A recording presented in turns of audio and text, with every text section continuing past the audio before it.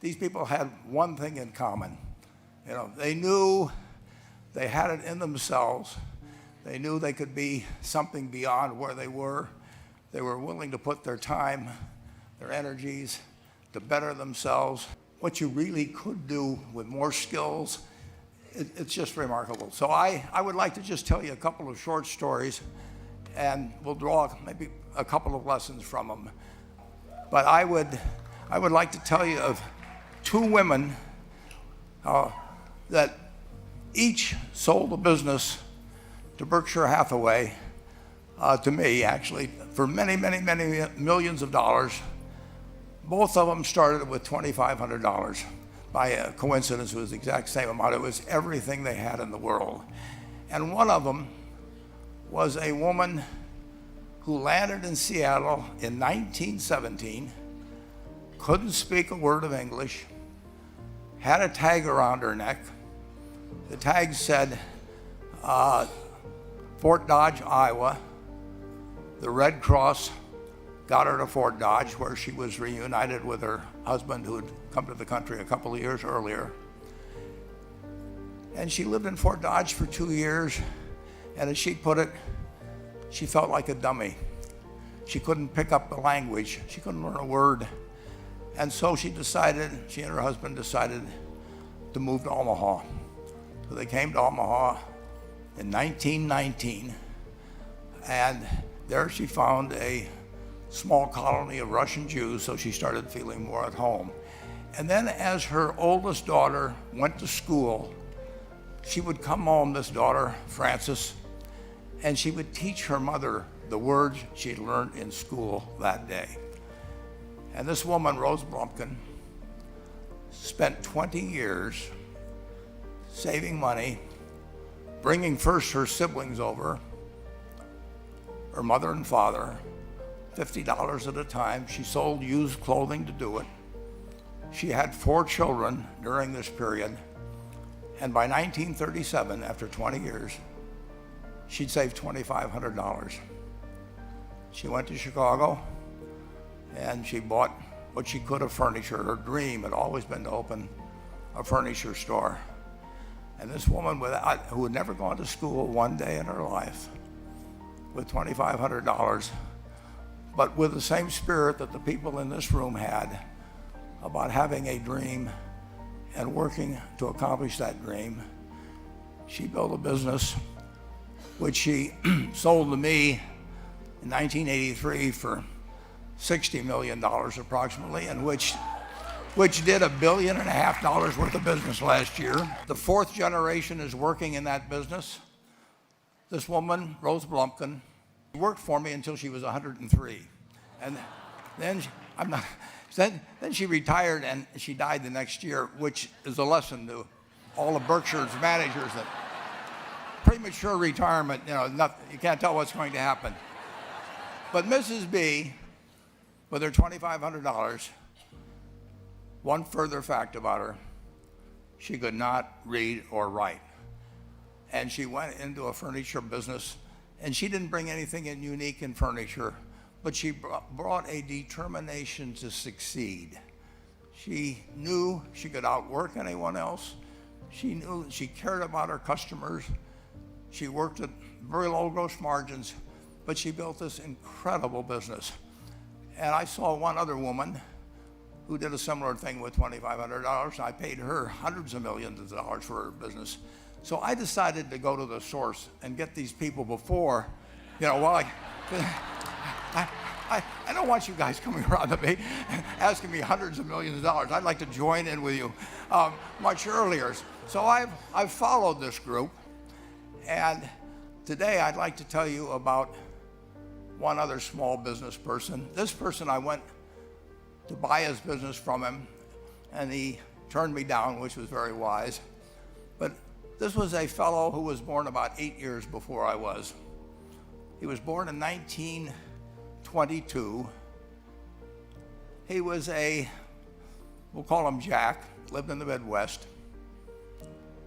He was a pretty good athlete, didn't like school much. And I'm going to tell you one thing early in the story. Maybe you can figure out who the guy was.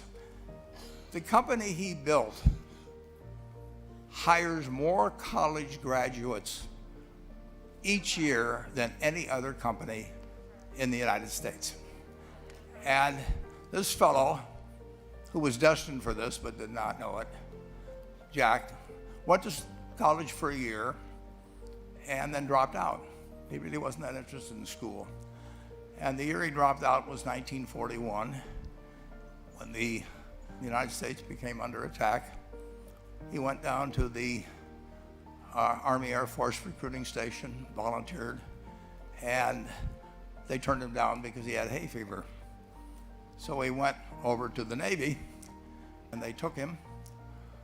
They put him on an aircraft carrier. He flew small flight airplanes during World War II, got 2 distinguished flying crosses from the Navy, and then he came back to the Midwest. So now we've got a young guy. Probably by this time he would be 23 or 24 years old. And the interesting thing is, he got back to the Midwest, and he actually kind of went from one job to another for a short period of, or not such a short period of time. And he finally became a used car salesman at a Cadillac dealership in St. Louis, Missouri. And at age 35, having moved up in the organization, the sales organization, he said to his boss, "Could I go into car leasing business with you?"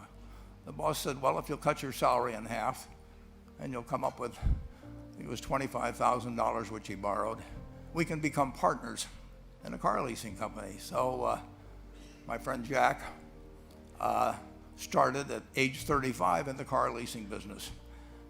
And he had 7 cars. It was pretty slow. In fact, one of the things he did was whenever the phone rang, he let it ring 3 or 4 times so people would think that he was very busy answering other phones. And of course, it was the only call he was going to get all day. So his first venture was okay, but it wasn't really going to go anyplace. And there's a lesson in this for all of us. At age 40, he decided, with 17 vehicles, 17 cars, he was going to go into competition in the rent-a-car business. So now he's taking on Hertz and Avis and National and people like that who have hundreds and hundreds of thousands of cars.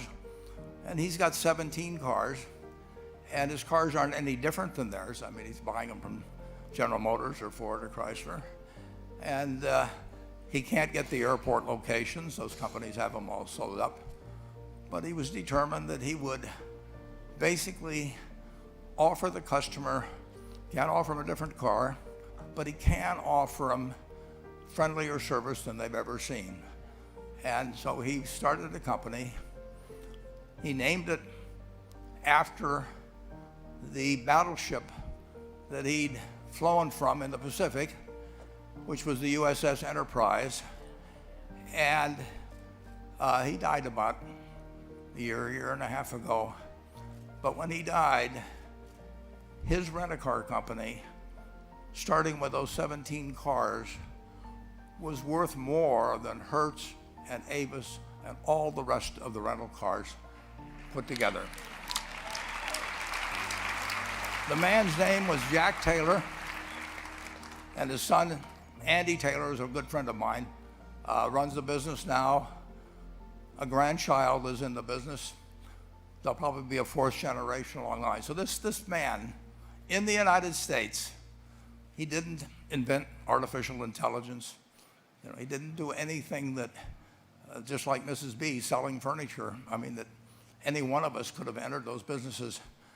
But he lived by the creed, basically, of delighting his customers and working with people and establishing the relationship with them so that they in turn would want to delight the customers. He couldn't go out there and take care of every rental car possibility, but he learned how to project himself and his attitude toward his fellow man and his desire, to make a friend out of every customer. He managed to take very ordinary cars and turn them into this extraordinary business from virtually nothing. And it illustrates several points. One is, you don't necessarily get it right exactly right the first time. I mean, the car leasing business, basically you were competing on the cost of money to finance cars, and it's very hard to delight a customer when you just give them the car and tell them to send you a monthly check for 5 years and you'll be back at that time. So his talents were being wasted basically in that business. But at the age of 40, with all of that experience behind him, he found the golden key, and he took a very ordinary business and turned it into an absolutely extraordinary operation, just like Mrs. B or Rose Blumpkin did with furniture. And he didn't worry about whether the Federal Reserve was going to tighten or ease. He didn't worry about whether the stock market was up or down yesterday. He didn't worry about the things he couldn't change, but he did focus on the one thing he could change, and that was the customer's experience. And I have seen, for the one that got away, Enterprise, I went down to Florida and tried to talk him into selling to Berkshire, and he was smart enough not to do it. Probably the value of the company has quadrupled since I made that visit. But he was smart enough to see that he would find that business. Henry Ford, as you may know, failed twice before he started the Ford Motor Company in 1903. I mean, the test isn't whether you get the greatest business idea in the world the first time out. The test is whether you keep learning as you go along what your strengths are and what you can do for your customers, what you can bring especially to the party. And to do that, you need the education that I know you've received through 10,000 small businesses, but you need a genuine desire day in, day out to delight the customer. I've never seen a business, and I've seen a lot of businesses, but I've never seen one that delights the customer that doesn't succeed. I mean, what you want is that customer the next day when they think, do I want to rent a car or do I want to buy some furniture? What goes through their mind? It's the place where they've had a great experience. I don't know what I paid for this tie. Actually, probably if somebody gave it to me, but for the purposes of this speech, I will say I have no idea. But or the shirt I'm wearing, or this, but I do know. I will remember how I was treated when I bought it. I mean, you long forget about the price, but you never forget whether you had a good experience or a poor experience with the purchase experience. And you'll have a hard time finding a person that's had a wonderful experience, a delighted experience in purchasing anything that isn't going to come back. And similarly, if the memory is of rudeness, indifference, whatever it may be, they're never going to come back. And as a small business owner, and as you grow, you have to not only be able to project that interest in people's well-being, in delighting them yourself, but you have to do it through other people. And you won't be able to do it through people who themselves do not feel they're being fairly treated, that their views aren't appropriately considered. So you really do have to learn to multiply yourself through other people. And I advise the young people to come to Omaha. We have a number of classes.